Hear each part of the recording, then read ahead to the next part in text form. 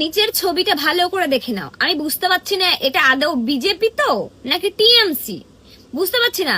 এখন আমি 100% শিওর হয়ে গেছি ভাই পিসির সাথে অন্যায় করা হয়েছে। পিসির সাথে সবাই মিলে পলিটিক্স করে পিসিকে সরানো হয়েছে। ভাই পিসি আমাদের জন্য, আমি সিরিয়াসলি কথাটা আমি মন থেকে বলছি, পিসি আমাদের জন্য অনেক অনেক ভালো কাজও করেছে। আর কিছু জিনিস আছে যেগুলো একটু খারাপ লেগেছে, বাট আমি বলবো পিসিকে শুধুমাত্র সরানোর পিছনে এই যে আশেপাশে যে লোকগুলো রয়েছে না, মাননীয় মুখ্যমন্ত্রীকে বাদ দাও, ওনাকে আমি বাদ দিয়েই বলি। আমি শুনেছি নাকি উনিও নাকি আগে টিএমসির মধ্যেই ছিল। তো কথাটা এরকম না, কথাটা হচ্ছে যে আমি পাশে যে লোকগুলোকে দেখছি আমি দেখে অবাক হয়ে যাচ্ছি, এরা সবকটা টিএমসির মধ্যে ছিল। সবকটা কিভাবে পাল্টি মেরে বিজেপির মধ্যে সব ঢুকে গেছে। মানে পিসি এবার তো দেখো তোমাকে হারানোর পিছনে সব থেকে বড় হাত তোমার দলেরই ছিল।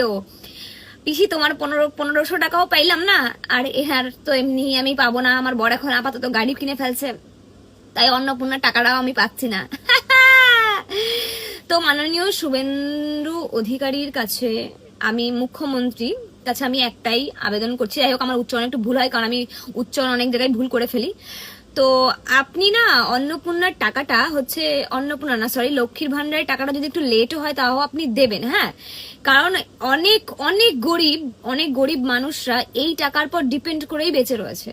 একটা ঠাকুমা অন ক্যামেরার সামনে এসে কিভাবে, মানে এই বয়সে এসে উনি কান্নাকাটি করছে, মানে এই টাকাটার পর ডিপেন্ড করে না অনেক সংসার চলে, যতটুকু আমি দেখেছি। আমরা তো হচ্ছে অনেকটা গ্রামের দিকে বসবাস করি, তো এই টাকার পরে না অনেক কিছু চলে। তো আপনি প্লিজ এইভাবে যেভাবে ঘোরানো হচ্ছে, শুনলাম 17 তারিখ নাকি ফাইনাল দেওয়া হবে, প্লিজ যেন দেয়া হয়।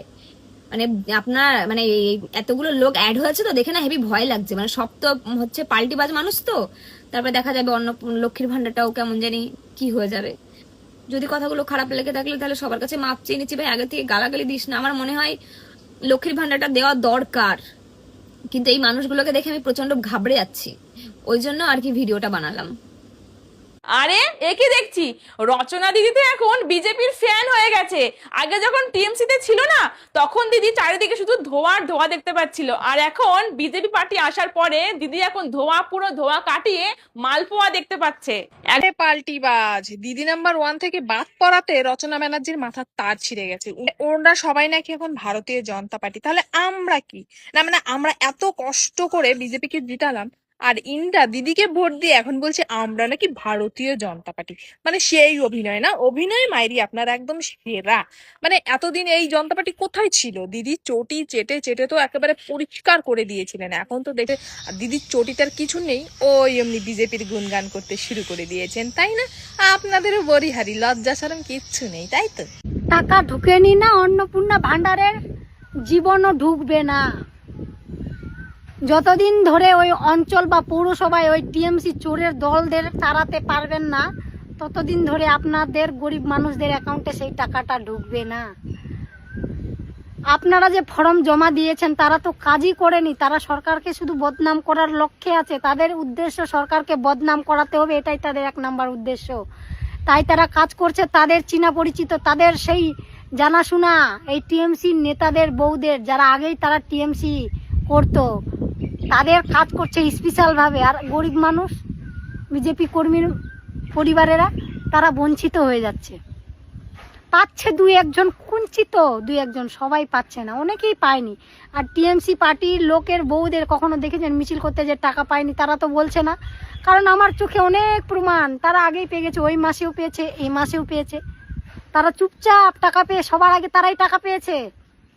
তো এখন আপনাদের দায়িত্ব, আমাদের দায়িত্ব, এই টিএমসি কর্মীদের যদি অঞ্চল থেকে বা পৌরসভা থেকে বার না করা যায়, তাহলে আমাদের সরকারও পারবে না ওই গরিব মানুষের, ওই সাধারণ মানুষের কাছে সেই সুযোগ সুবিধাগুলো পৌঁছাতে। কারণ তাদের কাছে তো নামই পৌঁছায় না গরিব মানুষের, সাধারণ মানুষের। তারা তাহলে সেই সুবিধাটা দিবে কি করে, সেই টাকাটা ঢুকাবে কি করে?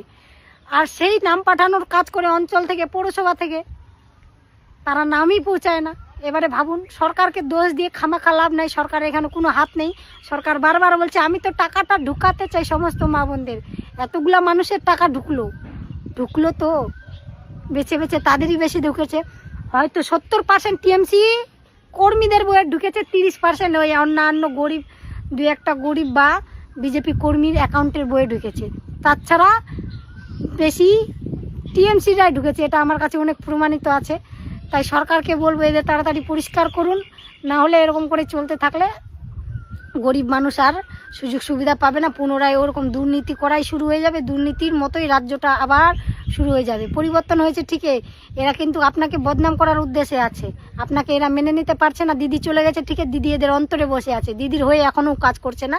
এদের লক্ষ্য এটাই যে এবার এই অন্নপূর্ণা ভাণ্ডারে 1 নাম্বার লক্ষ্য, এই ভাণ্ডার না দিয়ে সরকারকে যদি বদনাম করাতে পারি তাহলে আমরা দিদিকে ফিরিয়ে আনতে পারবো, এটা এদের উদ্দেশ্য। কিন্তু আমরা থাকতে এটা কখনো হতে দিব না।